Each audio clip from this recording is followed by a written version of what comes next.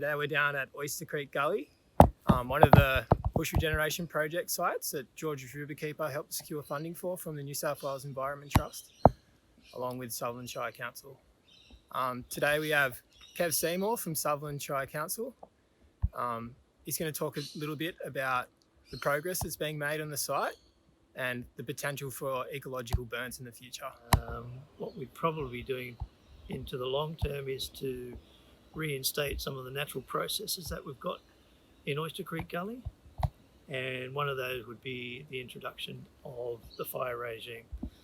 In these deep gullies that are surrounded by urban housing, some of the fire regimes have been removed from the ecological process. So we'd be looking to reinstate that, but we would do that at the completion of the weed control so that we're not regenerating weeds through the fire process. So we're targeting lantana. Sorry. Yeah. What weeds generally come up after fire?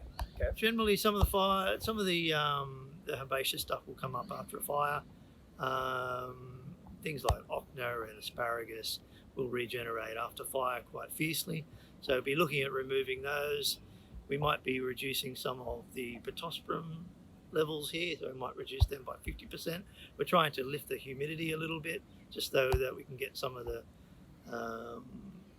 peas regenerating from the fire. So the smoke compounds and the drop in humidity and the heat will help regenerate some of the peas, like Hardenbergias, Bossias, Dilwinias, Devesias, things like that, which have been missing from the spectrum because of the loss of fire. Those species are very responsive to fire, and they need the fire to regenerate. So we've been trying to look at reintroducing those to the site in a natural process. Seeds just sitting in the soil, ready to bounce up once the fire goes through.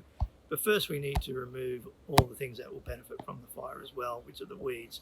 So we'll be doing that over the next couple of years. So probably at the completion of the contract and the grant process, we'd be looking at reintroducing fire within about probably 2 to 3 years after that. And that would reinstate the ecological processes of this area.